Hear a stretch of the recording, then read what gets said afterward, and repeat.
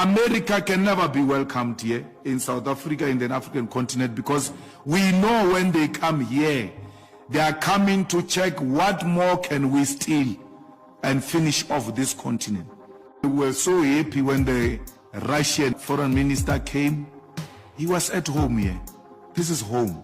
Oh, you should have looked at all the comments everywhere in the social media.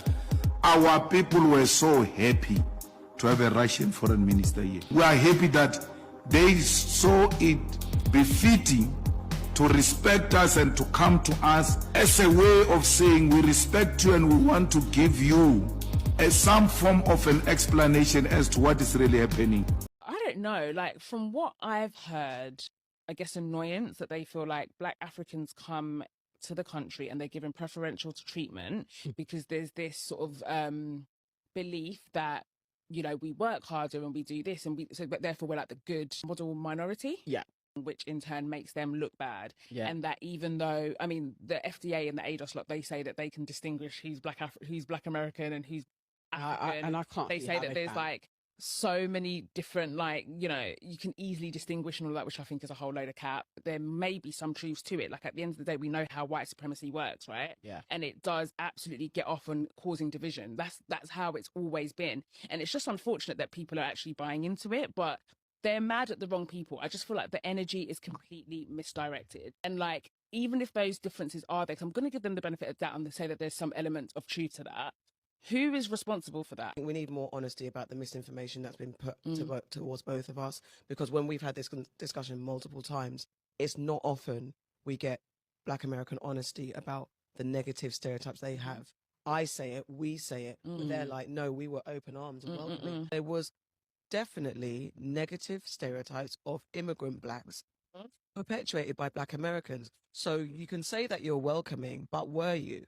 And similarly, what was projected into into Africa and the Caribbean about Black Americans.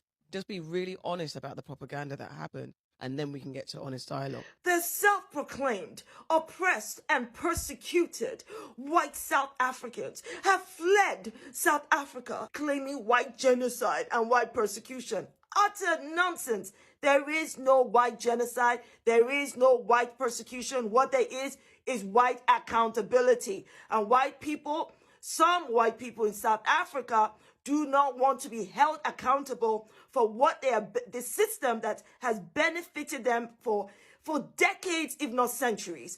And they do not want to let go of power and control and let Black South Africans have equal right to land that belongs to Black South Africans. So here they are, with Trump rolling out the red carpet to them, saying, welcome in, white people, immediately resettling them, sending them a welcoming committee. I mean, it is fascinating to see, especially since Trump has spent the first few months of his presidency, kicking out Black and brown, documented and undocumented people in America, many of whom have done nothing but work hard, pay taxes, and have never been a burden on the American taxpayer.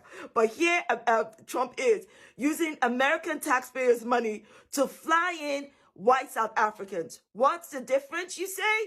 Yeah, the South Africans are white, because he sure as hell would not offer the same to Black South Africans who have been the subject of genocide, systemic and structural discrimination and racism at the hands of these very white South Afrikaners. But hey, we know how it works, right?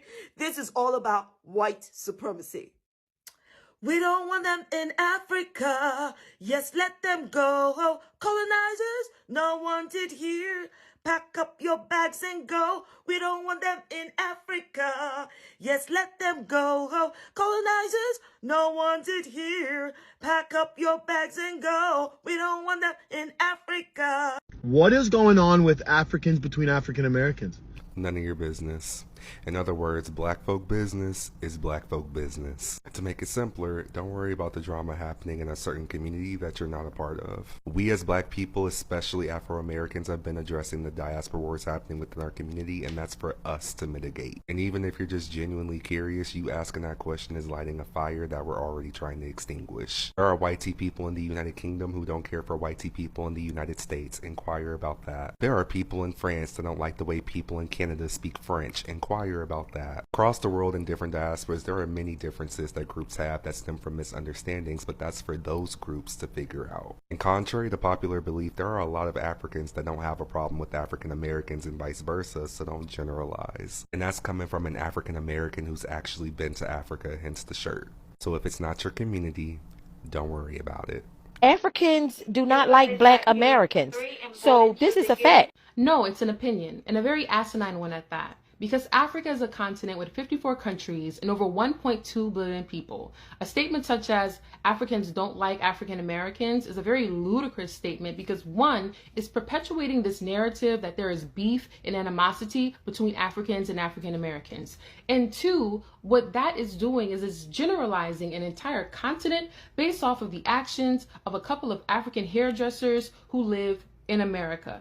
And this is coming from someone who has traveled to 4 out of 54 of the African countries. Okay, so I went to Tanzania and I was treated like royalty. People were bowing at my feet. I felt like I was some type of long lost queen who had finally returned to the land. Let's talk about Ghana. Ghana was one of the most beautiful countries that I ever visited. I had a family who opened up their home to me. They were feeding me 3 times a day. We were living by the beach. They were doing so much to just make me feel welcomed and loved. So this is for all of my African American people. Go to Africa. Go to the different countries that are there. Learn some of the languages, learn some of the cultures there, because this is the thing. There are more similarities than differences between Africans and African Americans. And we need to kill this narrative. We need to break the plane and start the conversation so that we can get to know each other and enjoy the beautiful continent that we call the motherland, Africa, Azania. Okay?